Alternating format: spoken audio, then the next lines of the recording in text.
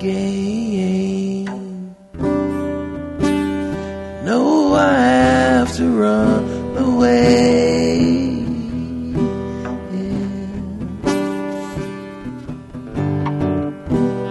Make it to Bay. Then I know that I'll be safe for the day. We're just cops and robbers,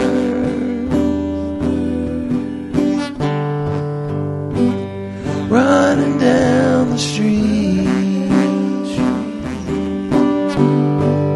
We're just cops and robbers, who will see their family. We're just cops and robbers, running down the street. We're just cops and robbers,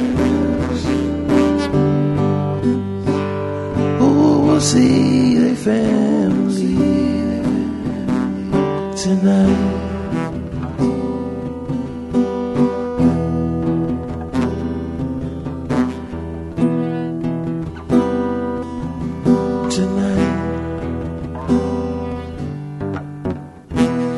Play the game. You know I have to chase you.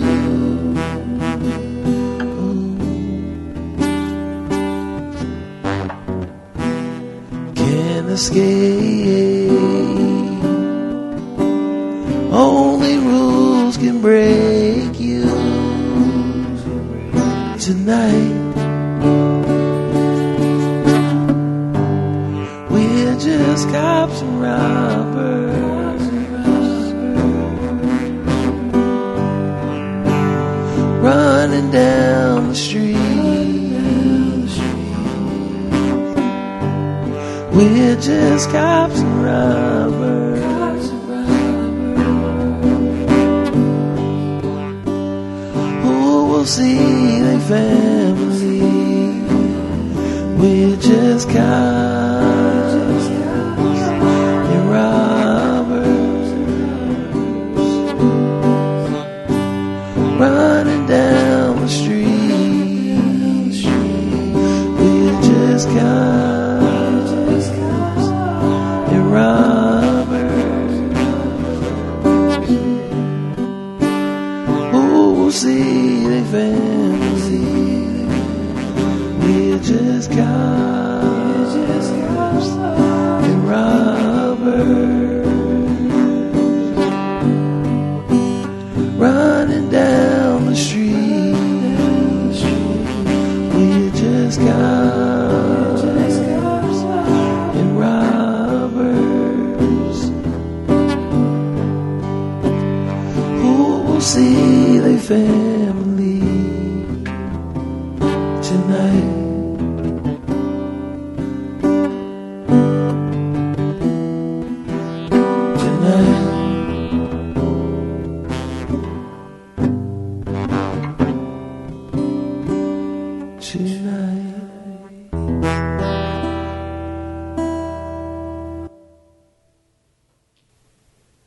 Here we are, another episode of the Artistry of Podcast.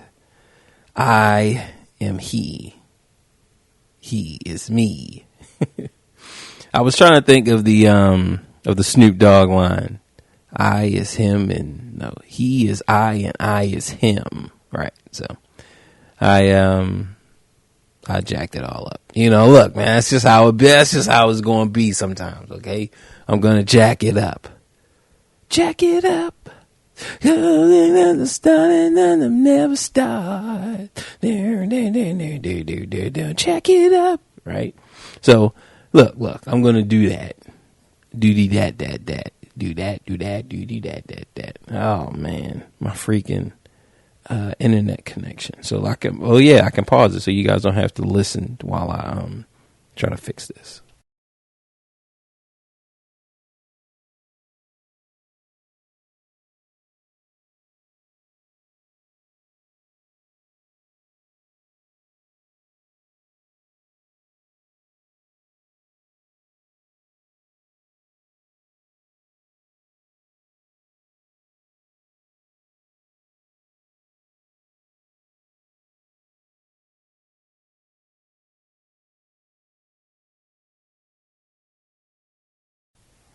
All right, so we're back.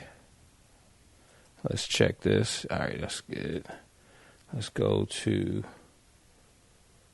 Google because we might get into some stuff. Okay, we might get into some juice, and whenever we get into some juice, then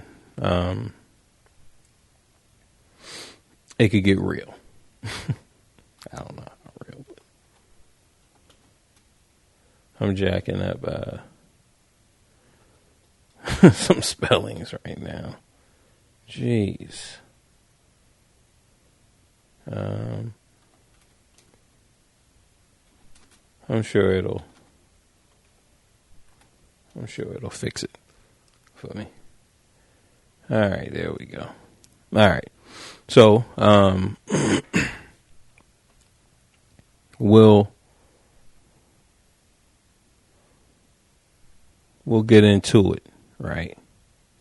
But first, before we do any of that, this will be the time we're going to be talking about some sponsors, right? Now, I do have an idea of what I want to talk about because, I've been watching. This week has been like serial killer week. And just, checking that out, I was like, man, this stuff is crazy. And then you got,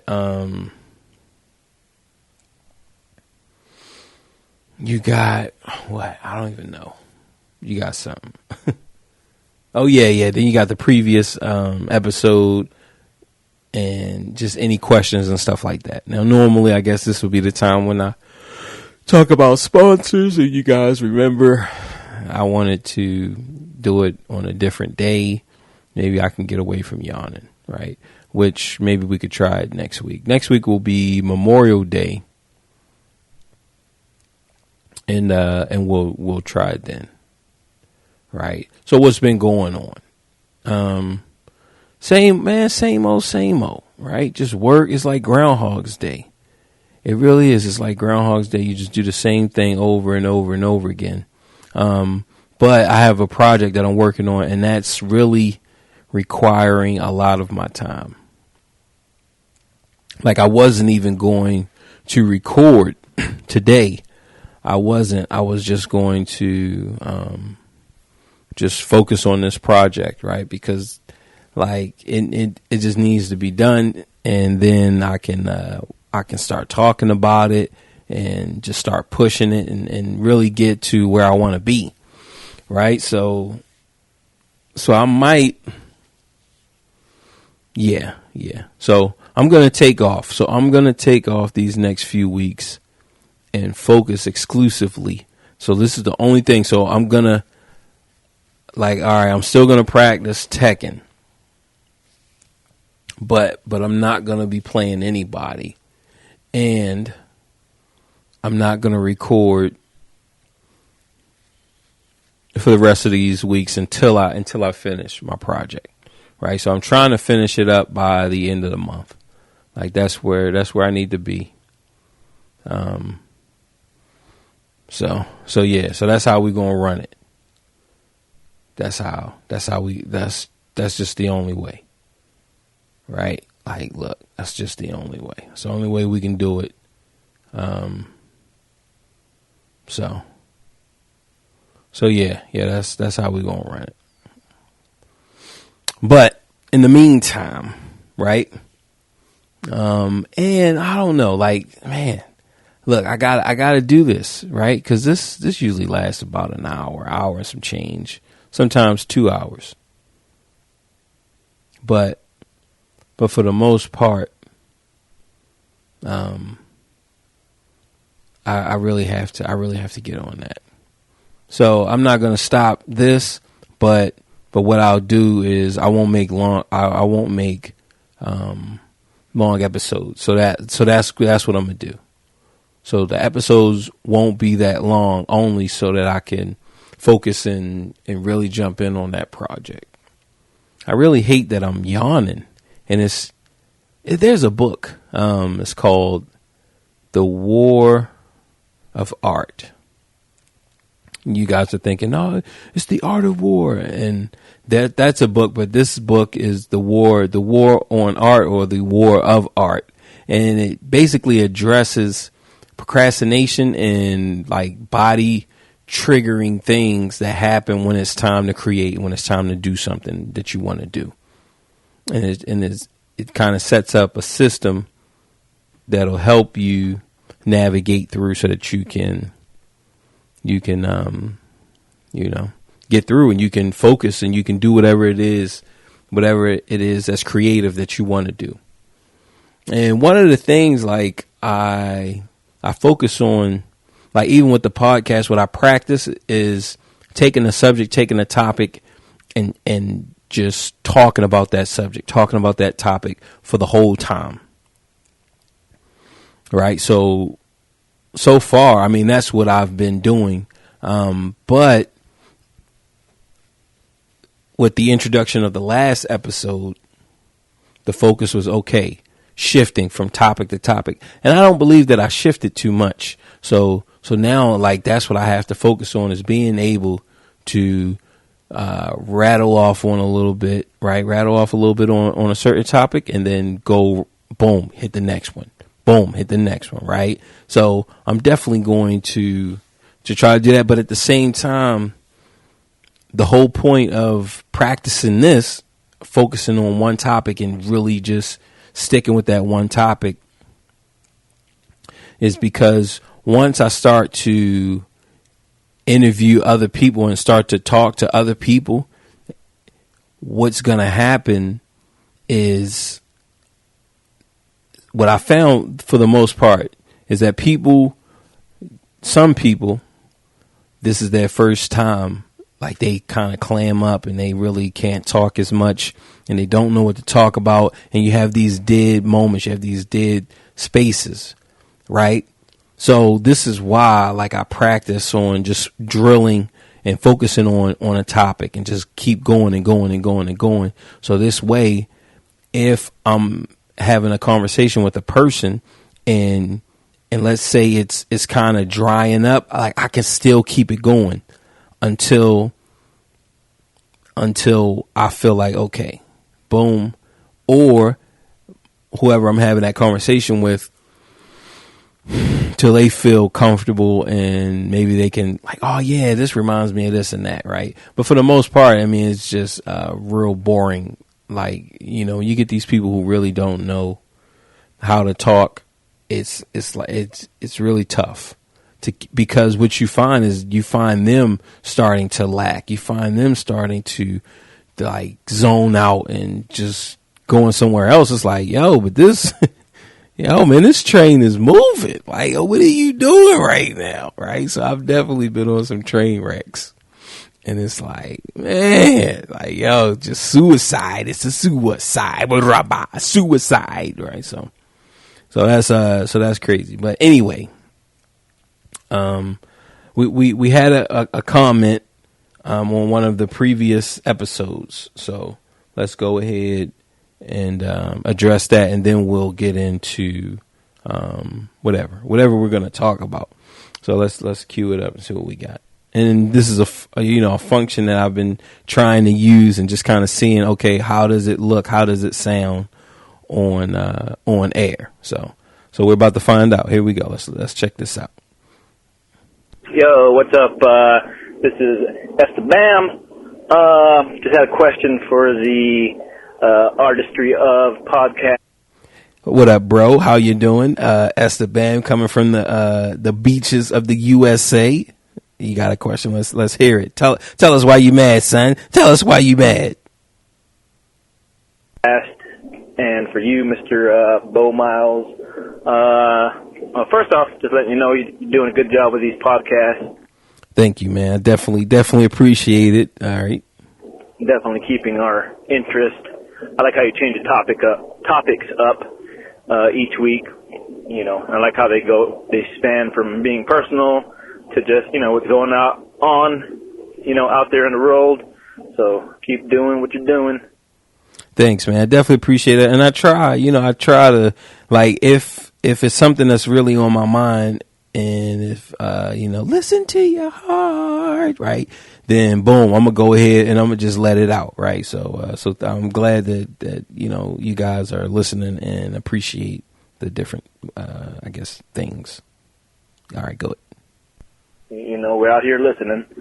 Entertain us. Anyways, I had a question or comment. I think it was like the last podcast or maybe the one before that. I forget the title. You were talking about the police violence and the police, all these tragedies that keep happening where they're shooting minorities and just making stupid calls and stuff, Yeah, and I agree with you. Sometimes it is like you were saying, sometimes it is the victim's fault because they already know that there's certain things you just cannot be doing, especially. Right, man. Like, yo, man, these victims out here, I mean, they not victims. Like, yo, I mean, we just gotta keep it real. I know, man, this is not helping the movement. I know that it's not, but we just gotta keep it real, man. Some of these cases is like, yo, come on, man. Are y'all serious right now, man? Light them up. Once they got their gun drawn, you just got to, as much as you can, comply. But as we've seen in the past, that even complying, if they pull out that gun, you pretty much have been served a death warrant if you're a minority, So you just never tell, But like in that particular case where they shot the guy in the back 7 times, I think his name was Jacob. I forget the name, but you know who I'm talking about. They shot him in the back in front of his kid and family and neighborhood. He shot him 7 times in his back, And that was uncalled for. He, especially in this climate, he should have known, just fucking listen. Just stop and listen. But yeah, man. See, that's the thing, man. Like, yo, what was going on? Now, more information came out about that case, and they were saying that it was they was called because of a domestic dispute, and I don't know if there was some type of restraining order or what, but I don't believe that he was supposed to be around there. Maybe he wasn't even supposed to have his kids, but he's like, yo, nah, you feel me? So, like, yo, that was crazy. Let's keep going. At the same time, it ain't his fault. Like, just because these police are getting their feelings hurt out here, they ain't getting the respect they think they should get. They instantly think that you should fear them or obey, And just because somebody doesn't, it's going to be an emotional situation, or they feel like they didn't do nothing wrong, that doesn't give the cop a right to take your life. You know what I'm saying? So my thing is, these cops could avoid, whether they're in the wrong or the right, they could avoid a lot of this. And I think what cops need to start doing is, I think that starting from the academy, these guys, every single cop needs to be a certified monster or, very well versed in jiu-jitsu. And I wanted to ask you because. All right, so should everybody be versed in jiu-jitsu? And I'm gonna say, yeah, man. I definitely agree with you that having physical training to where you feel comfortable in these environments and you feel comfortable going into an altercation, right? And it's gonna be jiu-jitsu. It's gonna be I would say like Krav Maga, which is an Israeli fighting system, which incorporates a little bit of a bunch of fighting techniques, and they just brought them all together. And it's like jiu-jitsu and striking. I definitely would say that these cops need this type of stuff. Like you just do. Like, yo, you gonna panic. You just never know. And just that fact that you never know and that you're not drilling, you're not going over these situations. Like, yo, man, that's a problem. Let's hear what else he has to say, because he left us a good, long, message. So yeah, let's go ahead and get it, because it's not like I have 1,000 of these So now everybody can't be heard. So right now everybody can be heard. Let's check. Let's finish it up.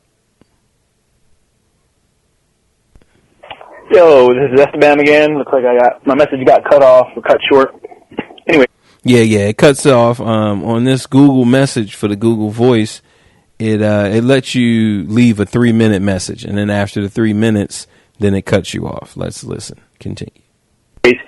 I'll try to make a point about police training and incorporating jiu-jitsu and what your thoughts were about it. And here's why. So it seems like most of these shootings and this police violence stems from, well, yes, there is racism for one, so we got to, nip that in the bud. But two is these cops are scared. Like they're supposed to be highly trained police officers, but you can see and hear the panic in their voice. Nah, man, you're right. You're right, man. A lot of these cops are out here afraid, and I would be afraid as well, right? So if only thing I'm giving is a gun, and I'm giving all of these horrible stories on how cops died before me, then it's like, yo, oh man, I gotta be ready. And you're on edge, but really for the most part, the majority of these cops don't see, this type of life-changing action. Right, every cop doesn't see it, but you gotta be ready, and that's where the training comes in. Let's hear it. Keep going. And how emotional they get. One in physical one in direct verbal conversations, but that's a mental thing they have to work on, right? Weekly, and then two in physical conversations like high pressure. Or, high pressure situations where you went from 0 to 100 in a second, they don't know how to control themselves. Like they are panicked. And most times they're more scared than the assailant. In my history, I've gotten pulled over by a cop at gunpoint. Oh man, I got pulled over by gunpoint. Yo, that is crazy. That's crazy for you to even have that story. Why? Man, tell us what happened. Before, this bitch thought, I either fit a description. All I did was an illegal U-turn, but my car must have matched. Dog, man, yo, those illegal U-turns, dog. You know what that U is for, you in the ground. Yo, you's a dead motherfucker now. That's what that U for, man. Don't be hitting us with those illegal U's, man. Man, Huey, Dewey, and Huey. Look, man, you's a dead boy. The profile was somebody that was also Hispanic. So. Oh yeah. Of course, man. You definitely fit the profile. We all fit the profile. This guy's Hispanic. He's driving this exact kind of car around. Must be the guy. This is our guy. We got our man. Fucking Dudley Do-Right bullshit, right? So she's pulls me over. Immediately pulled her gun, and she's just yelling at me. Put your hands on the steering wheel. Turn your car off. Which I already. Now. Okay, I get it. Did she check the license plate? Did she check the plates to see is this car stolen? That's what I want to know. Did she do that? Did she get your license and registration? Man, just guns are drawn. Yo, guns are blazing. Yo, man, this is Call of Duty, whatever. The LAPD edition, right? So they, which that's only a matter of time. All right, these Call of Duties and these modern warfare games, they're all military, but at some point, yo, when are y'all gonna address the local military, the militia, the police department? All I was doing was going to the grocery store to get some medicine, right? Because I wasn't feeling good. And right. That's what they, that's what they all say, man. That's what they all say. I'm already I parked in the corner where there's no way I'm going to speed away. I've basically barricaded myself. I did that on purpose so she could. Oh man, now she's on 10 now, dog. She didn't back the rat into the corner. Only thing he got left to do is lunge right at her, man. Bite her nose clean off. See, I'm not going to try to run away. I turned the vehicle off as soon as I saw her get out of her car, and I kept my hands on the wheels. Let me see your hands. They're on the wheel, dude. Anyways, she's Nah, man, you could have had one of those transforming wheels that transform into a AR-15. You know, like, look, man, she not gonna fall for the okie doke, okay? She's not gonna fall for the okie doke. Like, you got one of those transforming cars. You're probably a transformer yourself. Remember in which one was it? Maybe Transformers 2, when the girl Shia LaBeouf, his girlfriend, transformed. Like, yo, she was in human form, and then she transformed into a robot. Like, yo, it's like everywhere I look, everywhere I go, I see the same hoe. Asking you the procedure of, like, you know, hey, do you have any weapons and this and that? And like, well, you know, I have a concealed handgun carry license and gun. So I'm like, yes, I have a license to carry and I have a gun in my car. And immediately, dude. Now, that, right there, when you said that you have a license to carry, like, then that means that you've been looked at. They've looked at you. They've scrubbed your record. They've tried to find any little flaw to deny you that.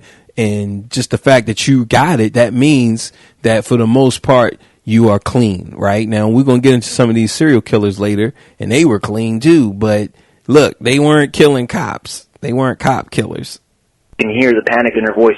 She's like, oh my God. She's literally verbally saying, okay, she really starts yelling and starts saying, oh God, oh God. And then she's calling back up in her little shoulder mic thing, her shoulder, whatever, you know. I let her know I'm not belligerent. Do what you got to do. Take your time. That's funny. So she just revved up. Oh God, we got him. We got him. What gave him away? He has a license to carry. Like, like, oh man, he told me that he had a gun, so I know he's a cop killer. These cop killers, man, that's how they do it. That's exactly how they do it. They want their look. It means nothing to kill somebody who doesn't know that you have a gun. Nah, you gotta let them know. Look, I got a gun. You gotta be like Riddick on the Chronicles of Riddick. Like, yeah, you know, he just goes on this elaborate scheme on what's gonna happen. Look, first the lights are gonna go off, and then y'all gonna panic. All right, Joey over here, he's gonna go hide in the corner. Sam, you're gonna be the first to die. Right, these creatures, and he just goes on like. That's the type of cop killer you are. So, all right, let's hear what else. How does this play out? I ain't moving. Nothing. I was trying to reassure her, but nothing was helping. She was panicking. It's like she had never been in a conversation, not once in her life, you know. Anyways, this is where jiu-jitsu comes in. Jiu-jitsu gives you a lot of confidence. It makes you, know how to handle physical. Yeah. I definitely, I'm definitely with you there. I definitely feel like jiu-jitsu can give you a sense that if this thing gets physical, you know where you stand, right? Like that's the thing about it. Right now, she's expecting a gun battle.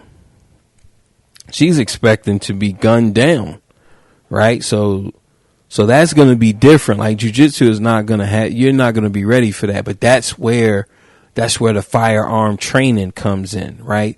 Jiu-jitsu is going to give you that confidence so that you're physically, you're not afraid. Unless, and I wouldn't say you're physically not afraid, but what it will do, it will guarantee that you understand where you are. You understand your strengths. You understand your weaknesses. And it's going to take time. It's really going to take time for you to get there. If this is your second week in training some jiu-jitsu, like, look, I can't guarantee anything. I can't guarantee that this killer, you run up on a killer, like, I can't guarantee that you're going to be able to subdue him, right? But after a few years of training and you're going every maybe two, I would say cops should go maybe twice, at least twice a week. Right now, I'm not sure how these cops, how their day is mapped out. I'm really not sure. I'm sure that they have a lot of paperwork. So if we can just kind of get rid of that paperwork and set up, like I said, 2 to 3 days a week, they train for at least an hour, right? There's some instruction going over it. I feel like that's definitely going to help a lot of these situations that we're seeing where these cops are going up on the scene and they're really tense and they're like, ugh, right? Because what we're doing is we're looking at situations that don't really need the aggression. So you can start at 10, right? Now get on the ground, get on the ground. You're just yelling and screaming. Like, you can start there, but once you see that it's not that type of situation, with proper training, you can just scale it all the way down. Okay, all right. And I've done that. He has more. Let's continue, because he's making some really good points, and it's crazy what happened to him with the female cop. But, you know, just looking at her position, which I love female cops. Like, a lot of them are beautiful and they have really nice bodies. You can see them in that uniform. You can definitely tell. Like, a lot of them be working with that Yankee ink. Let's continue. This is where jiu-jitsu comes in. It makes you physically more calm. It makes you more confident in your abilities. If you're training it, you know, every day or every few days, you are used to these, you know, physical confrontations, or, you know, when you're on an arm length with a person. I don't know why she's so scared when she's the one pointing the gun at me, you know. I'm sitting, she's behind me, dude, like, behind, like, let's say I'm in the driver's seat and she's, like, in the seat behind me pointing the gun either at me or, like, down towards, like, the driver door, like. Right, so she's in serial killer mode. Right, like, yo, I mean, she didn't kill a couple people like this. Like, this is her thing. Like, this is how she likes to kill her men. She likes to get them. Let me see your hand. Put your hands where I can see them. She gets behind them, execution style. Like, yo, only thing really you had to do was get on your knees and beg for your life. And then look, she was ready to go. Like, yo, this is the way that she do it. So, I definitely agree with you. I definitely agree with you that that simulation is going to help in reality, right? If you keep going into the simulation, you keep practicing. Like, that's one of the main things. Like, if you guys remember X-Men, the cartoons, right? Like, that's what they had. They had a simulator that they would go in and they would train for these situations. Why? Because they're gonna encounter these situations, right? Like, yo, every week we encountering the Sentinels. Every week we're encountering some bad guy. We got the Sinister, and what was that? The with Apocalypse and Mr. Sinister. What was their group called? I think it was like the Four Horsemen or something like that, right? So you look, you gonna fight these people. You're gonna fight these people, like, yo, every week. And look, you know, you're X-Men, you're Xavier's man. I can't have y'all out there, you know, fumbling the ball. Like, yo, not fighting with the skill and tenacity of an X-Man, right? So we need to be training every day. This is what we saw as kids. So we know that aggression and especially fighting evil, fighting the bad guys, protecting the innocent, right? Protecting the innocent. You need to prepare, and you need to be training. You need simulations. Let's continue. So she can pull it up really fast, you know. Backup arrives and they pull me on, and it's like 8 cops, you know. And of course, if I was white, that shit wouldn't have happened. And if you know, to tell you the truth, the darker you are, the more quickly the problem can escalate. So, right, man. Because, man, pigmentation is a prerequisite for super predator, right? So the darker you are, like, yo, that's what God, he marked people. That's what the darkness means. The darkness means violent. It means aggression, right? So, like, when we're all babies, we don't have any pigmentation. But that's because we're safe. We're docile, right? But each day that you live, when you're dark, you just grow more aggressive, right? That's proven. you know what I'm saying? If I was a shade darker, I might have just been shot instantly, you know, or I would have been allowed a couple more seconds and then been shot. But anyways, 8 cops arrive. I do everything they say. I comply. I make sure I'm making eye contact with them, and I'm making sure, like, when they tell me to take off my seatbelt out of the car, I'm fucking, like, I'm sort of like scared on the inside, but I let them know, look, I'm gonna take this one finger and I'm gonna push that button, and you guys take my seatbelt off. Now, see, man, like that, like, come on, dog, like that. That's like psychos, man. Like, come on, if it's 8 cops there, can we surround the car? Right? Let's get a couple on the right. Let's get a couple on the left. You don't want to be in front, but you said you put yourself in a position where you couldn't even go forward. So let's get all points of view, and can we get his license? Can we run the car and see if it's stolen? Man. I'm not going to fuck up, because I know what happens if you're a minority and you get fucking pulled over like that. Anyway. Right, man. If you're a minority, you better keep a secret like a bitch in a sorority. That would have been fresh, but in this day and age, man, you can't be calling ladies bitches. Okay, so I apologize for that. For the one, or I don't think one lady has made it this far in the podcast. But if you didn't make it this far, I do apologize. Like I don't mean anything hurtful by it. It was a line, and it was just because he was saying minority. So you know. Oh, but I do have a gripe with females in a sorority. We'll get to that maybe in some other episode. Anyways, they pull me aside, they search my car, they do all the little background check, and I ain't the guy. I'm not the fucking guy, right? You know, lo and behold, a Hispanic who's not fucking doing crime, you know? So yeah, that's a story for another day. But the jiu-jitsu, if this would have got physical, I would have been shot immediately, you know? And I just feel like, what do you think? Since you train in jiu-jitsu, a lot of these people get shot because these cops are so scared and have no confidence in their game. They're supposed to be highly trained, but they always go for the fucking head or chest shot. When you're walking behind somebody and they haven't done nothing yet, yeah, you shouldn't shoot them. But if you're so highly trained, why can't you shoot somebody in the leg before? Right.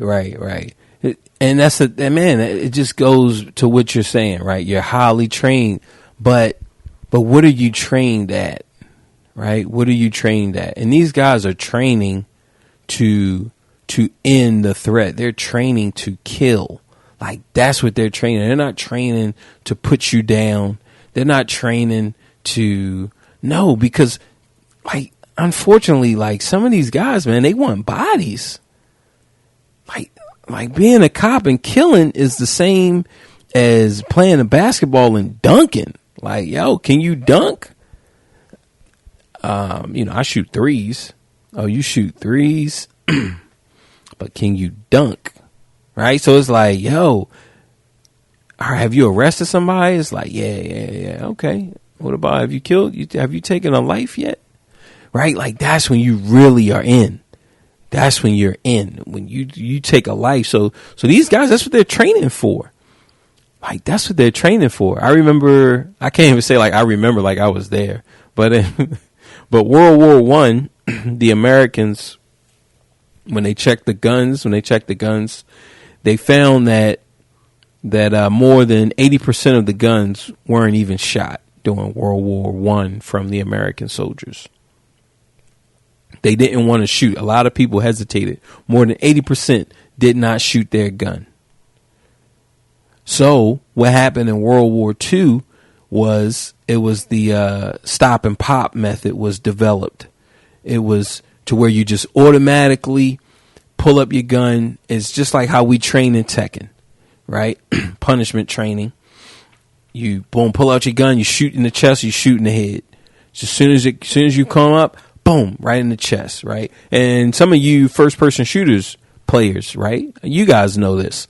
When you play and when you practice and just when you play the game, that's what you go for, right? You go for those headshots. Now, when you playing Gears of War, depending on what level it is and how much you've been playing, you might want to spray their legs, make them drop down, and then you get to crack them on their head, or right. So the whole idea is that's how these cops are training. This method was developed so that you wouldn't think. You would just automatically pull a gun up, aim for the chest, aim for the head.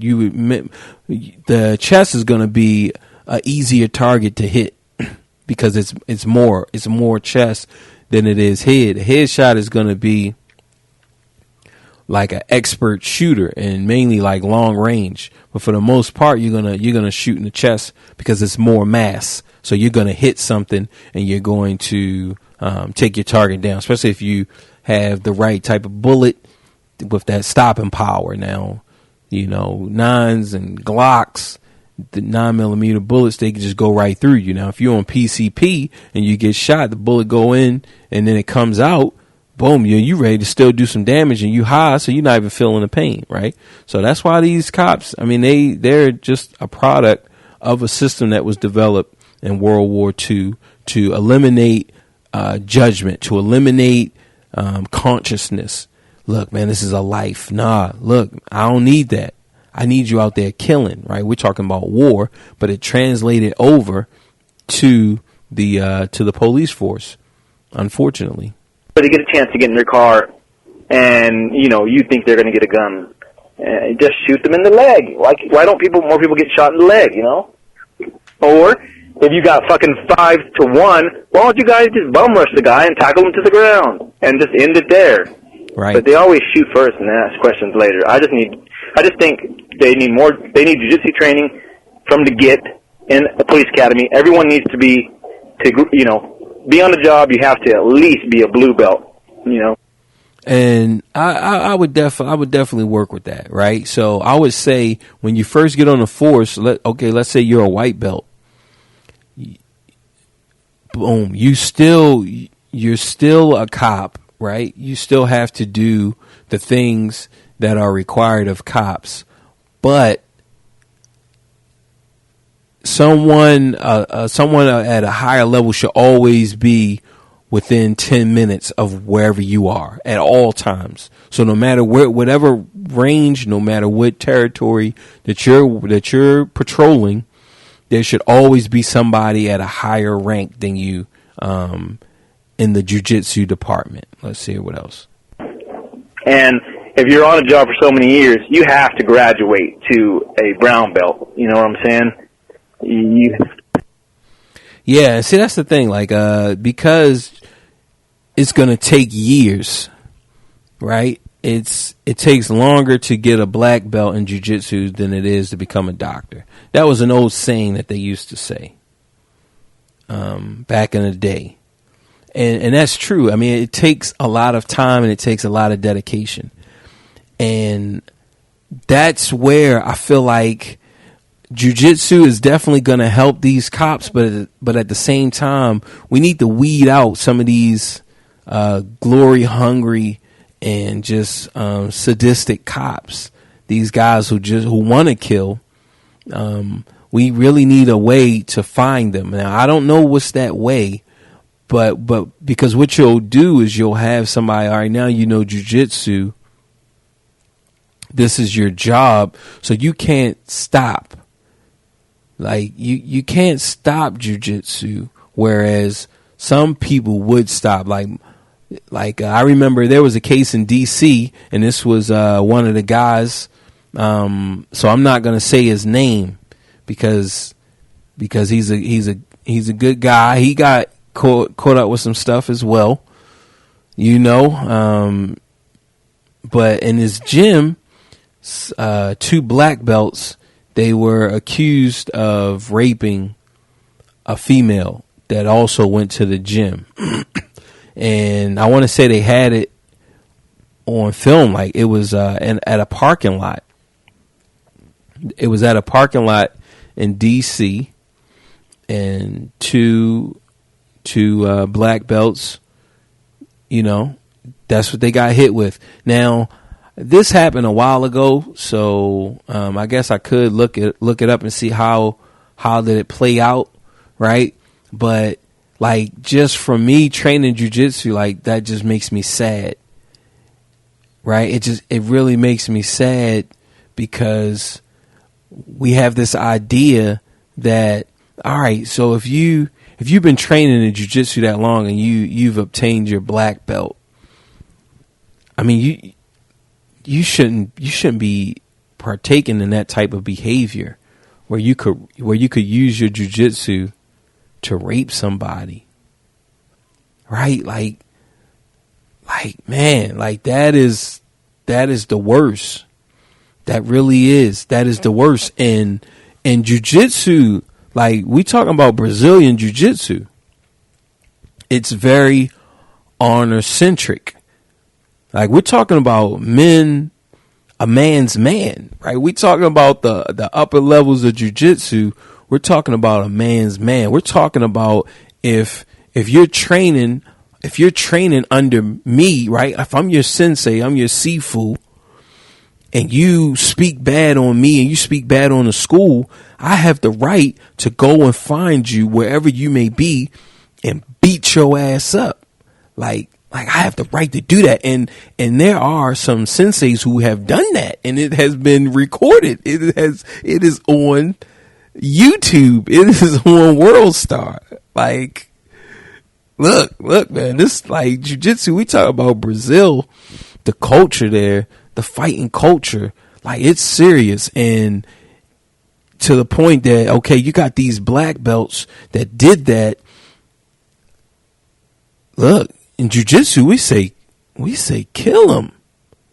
Kill those guys. No, we're going to kill them. You know, like, yo, like, no, man. You know, so, and I bring up that story because that's what you would get with some of these cops. Now you're arming these sociopaths that would normally quit. They would drop out of jiu-jitsu before they would even obtain the skill and the power to do something like this. They would drop out.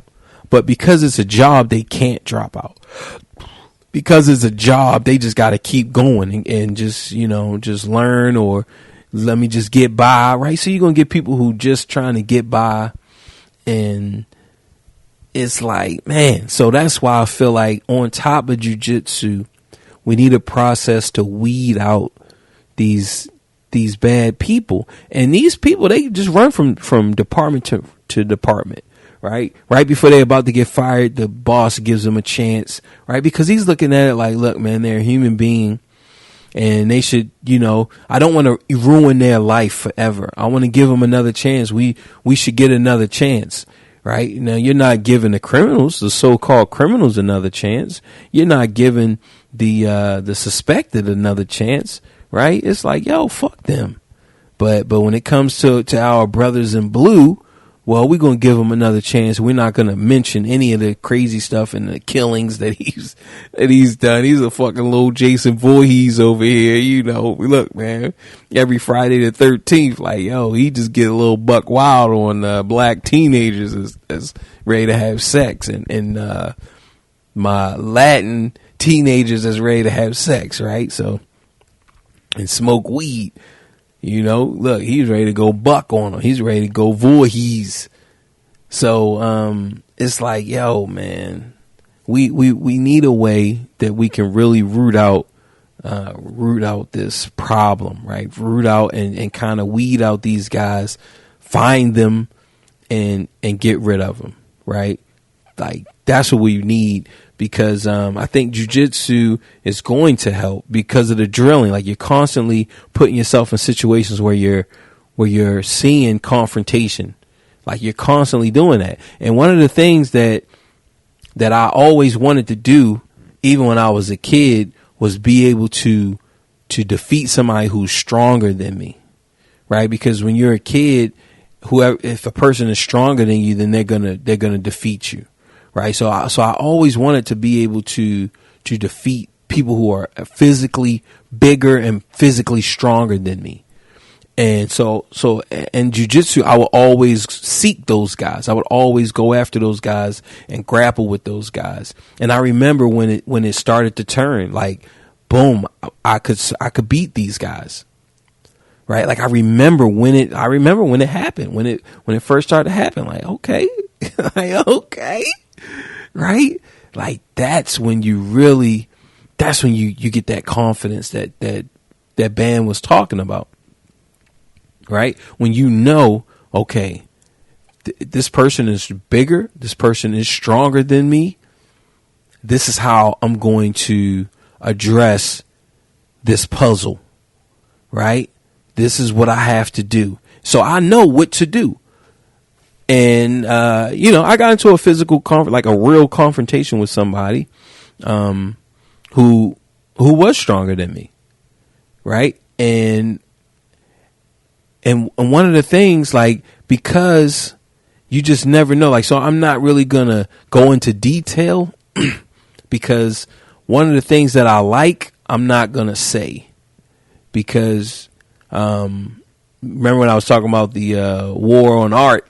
Well, the art of war is, look, keep secrets from your enemies, keep secrets from your foes, right? Surprise them.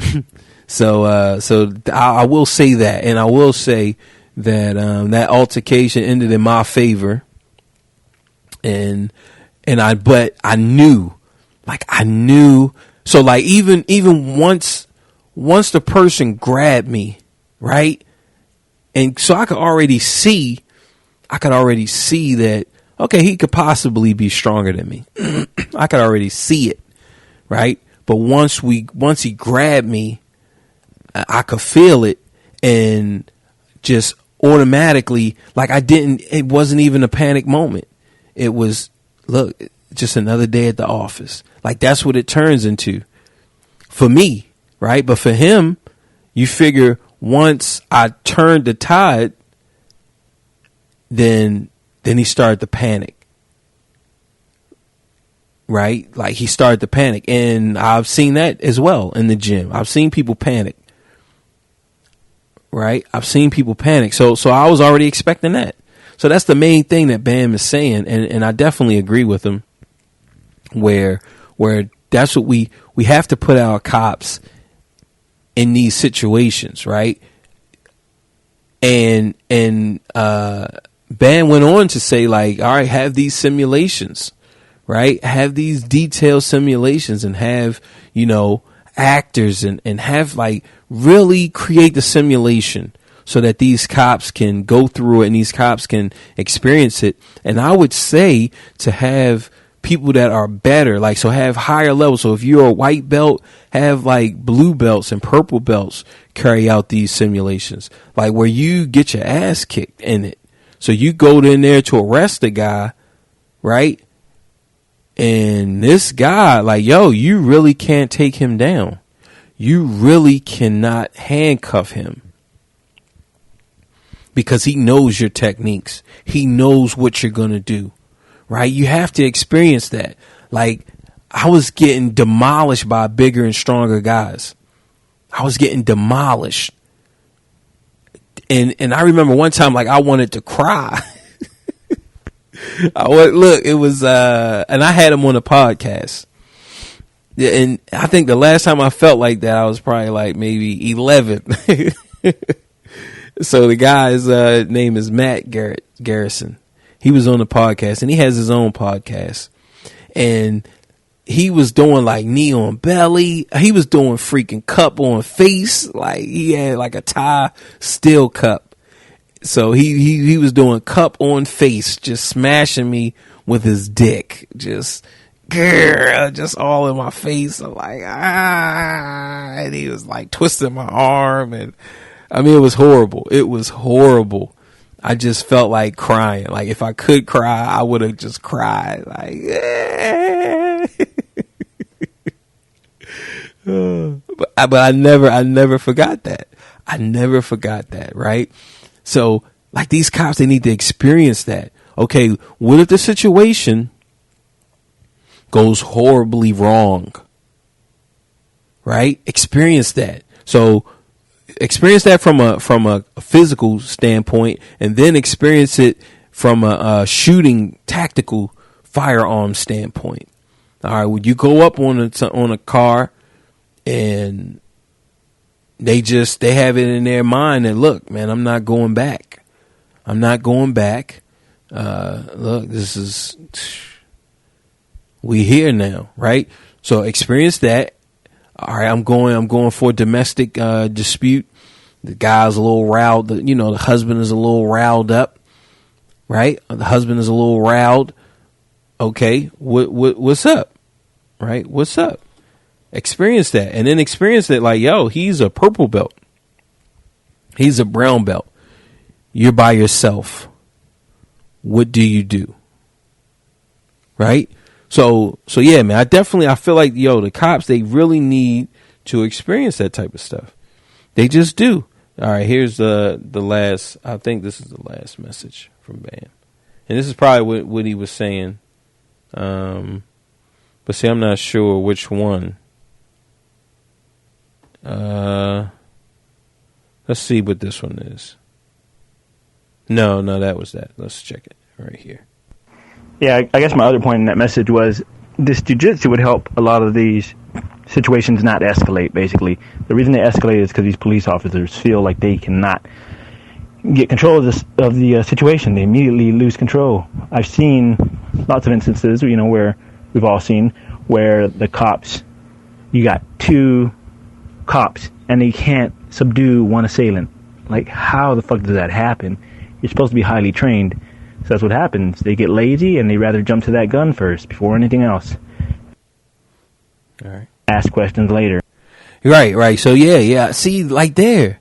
Like, come on, if it's two of y'all need to know what to do. Like, how does a person generate power and balance? Right? You need to know that. Like I know that. I know that. Like, I know. So if there's some type of physical altercation that I'm getting into, like, I know how a person generates power. I know how a person generates balance. So I'm aware of that. So I know where I need to cut off the power. I know where we need to have a disconnect, right? So I haven't been in an altercation, I would say, in probably a year. So I've been in one. I got my last altercation was probably last year, right? And that's the one where I was telling you guys, like, yo, he definitely had a bad day. It didn't end in his favor, I'm sure. But see, that's the thing, and this is how, this is how I get, like, I really get mad. Like a person can really get hurt because if you knew what I knew, right? If you knew what I knew, you wouldn't even have let it gone that far, right? But you were thinking, oh man, let me go ahead and get it in, let me go ahead and do what I got to do to this little guy. Let me go ahead and finish him off, Look, man, it's just another day in the office. It's like, yo, man, but it's not. You feel me? Like, yo, because if you was training like I train, you would not underestimate somebody. Like, anytime I get into, like, I avoid conflict. That's my number one thing. If I see a person and it looks like, yo, like this person could escalate, this person could do whatever. Look, man, I'm going to avoid him. Why? Because, like, yo, he could be a real killer. And I ain't talking about with weapons. I'm talking about just with the handwork, right?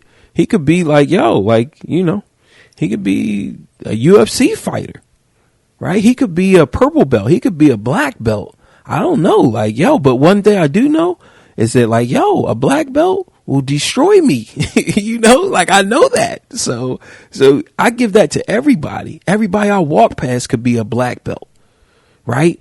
So with your behavior, when you show me all of this, like, knucklehead and buffoonery, then that tells me that you're not a black belt. And that tells me that, like, yo, nah, man, you need to learn a lesson. Because, like, yo, it's real people out here who training every day for this.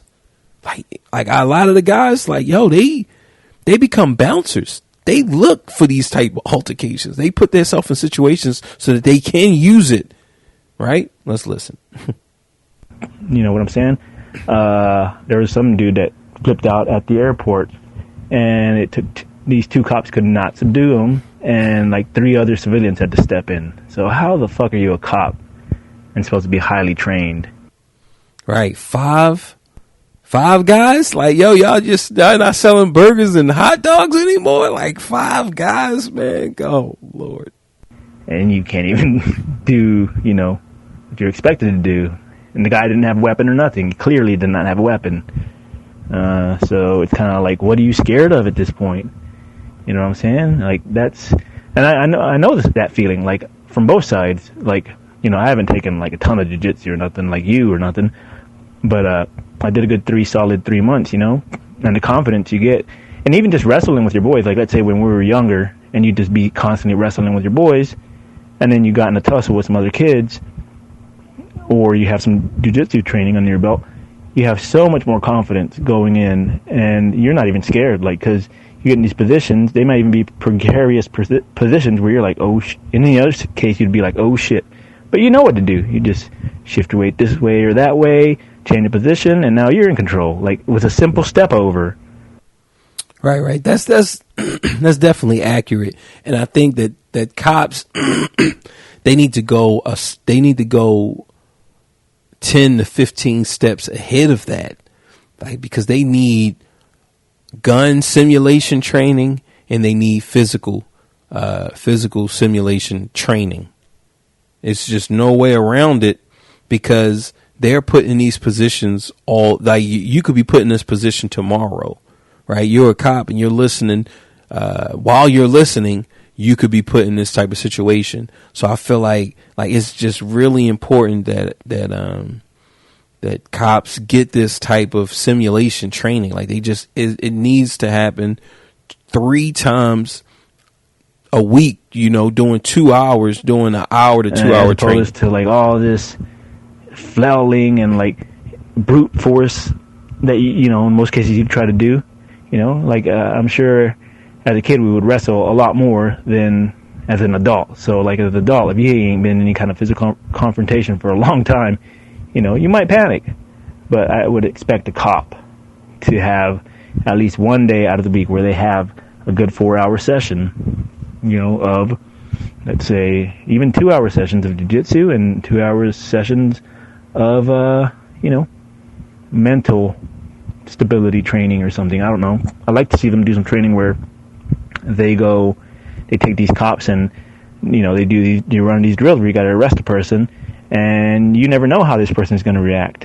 Like they'll set it up to where, like, this is all like inside of a gym or something. Like you hire some actors and you're like, tell some of the actors to give them a hard time, And see, that's where I would say no, not actors, but cops that are higher level. They need higher level cops. They need to really experience the max and the threshold, because that's what happens. Your threshold gets reset.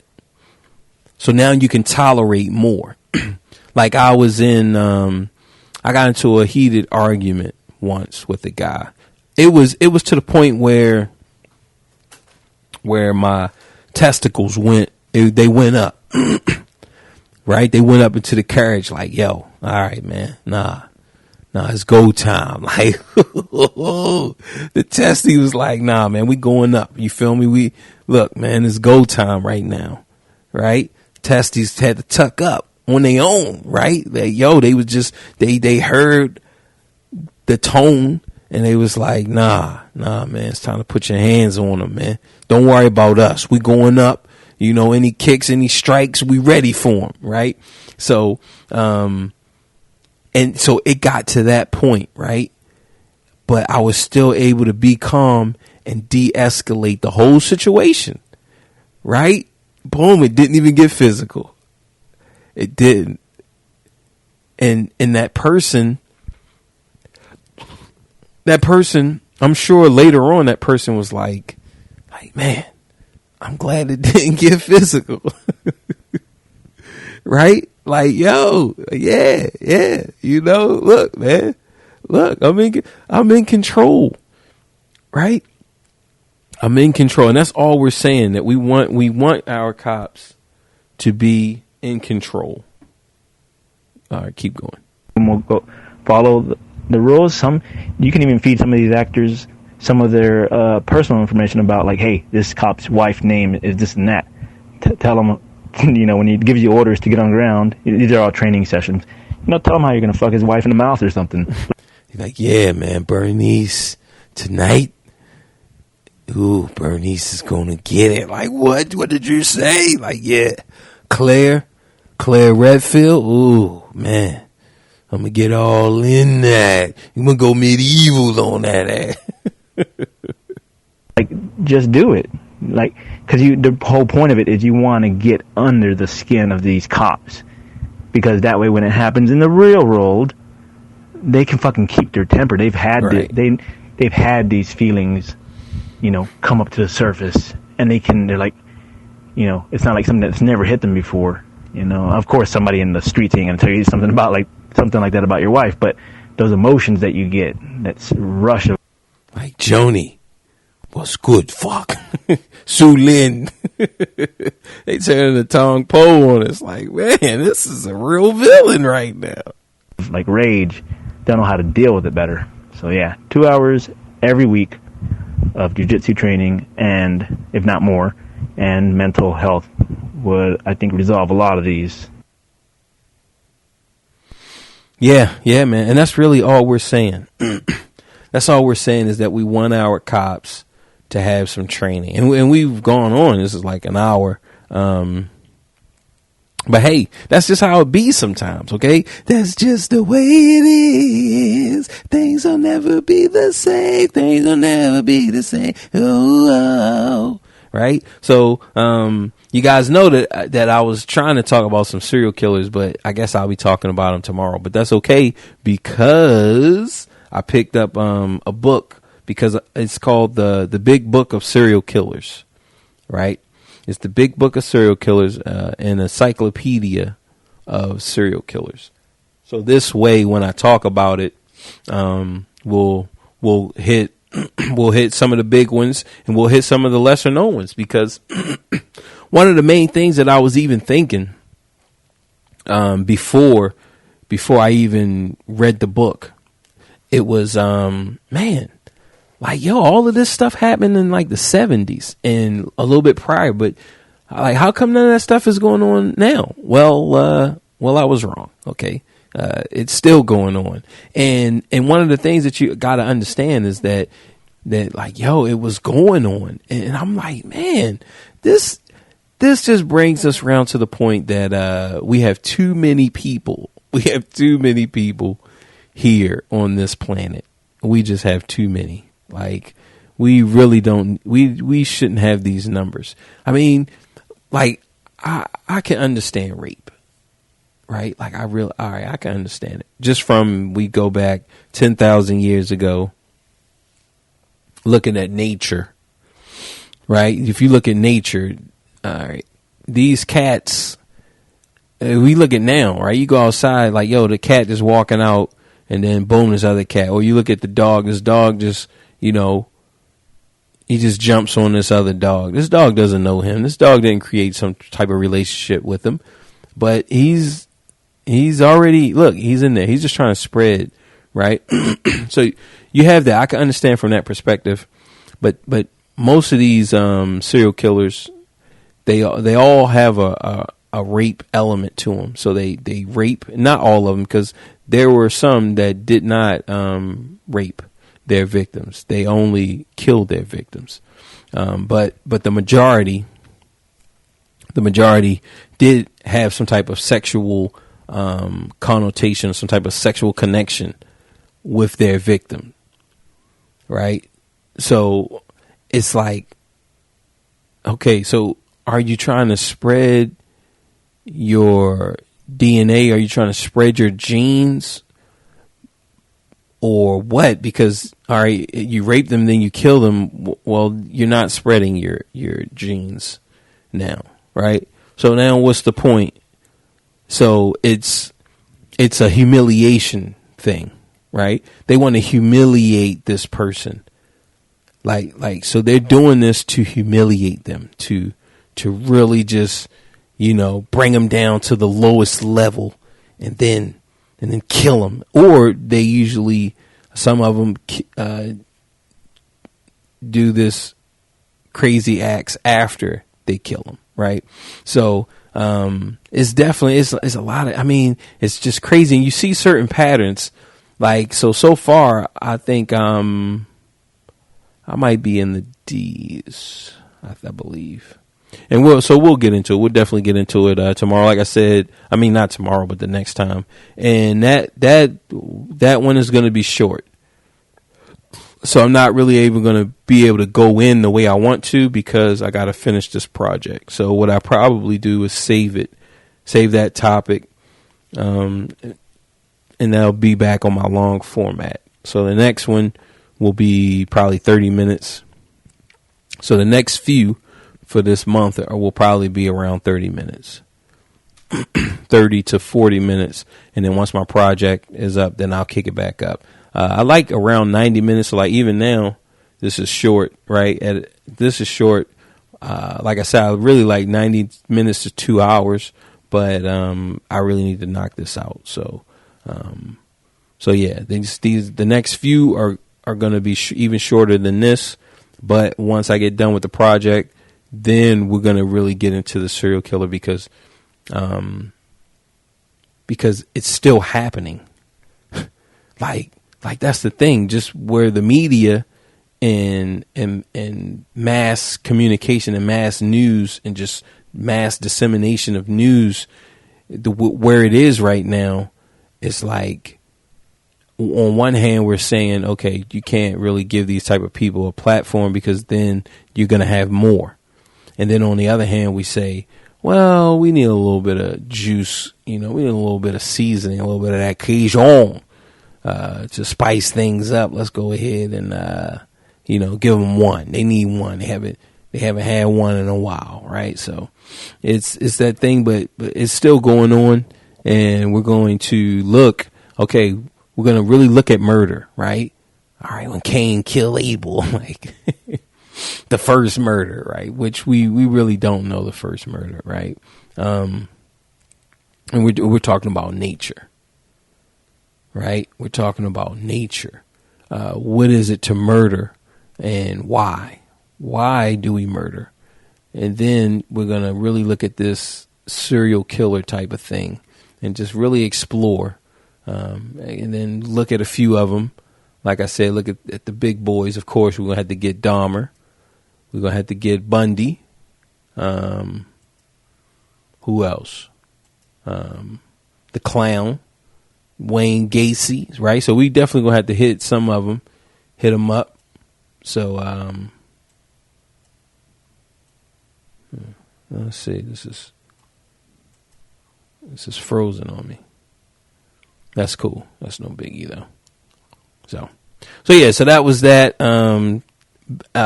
Esteban, thanks for dropping the comment and just interacting with us, giving us another voice to listen to and some other ideas.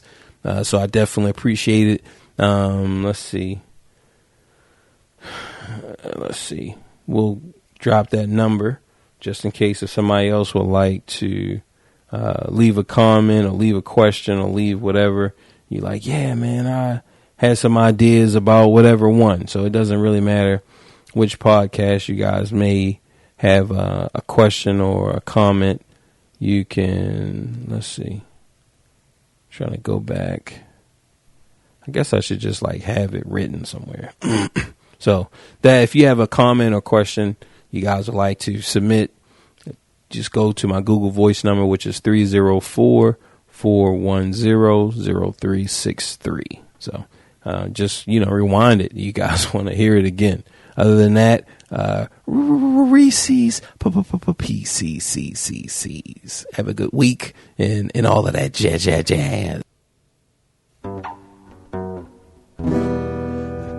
the game.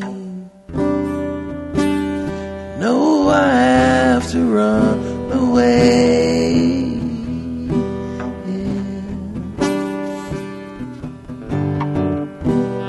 Make it to Bay. Then I know that I'll be safe for the day. We're just cops and robbers.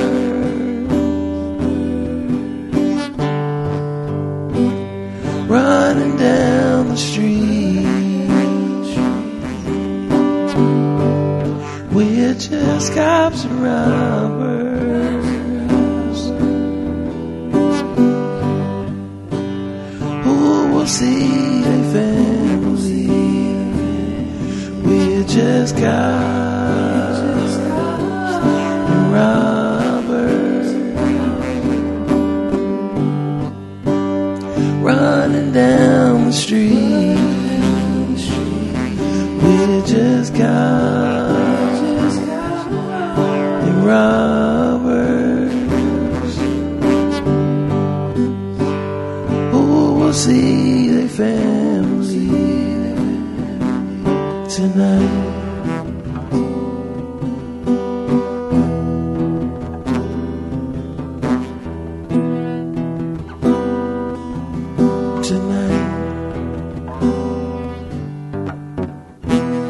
Play the game. You know I have to chase you.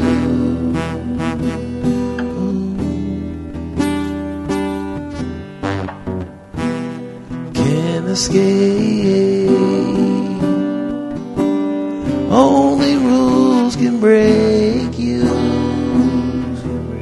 tonight. Just cops and robbers, running down the street. We're just cops and robbers. Who will see their family?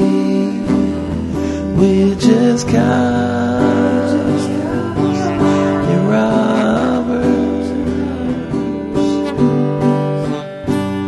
running down the street. We're just cops and robbers. Who will see their family?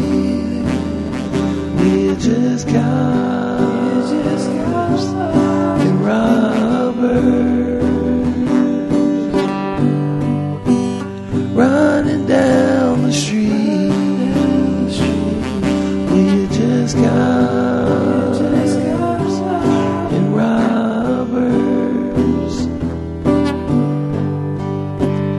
Who will see their family tonight?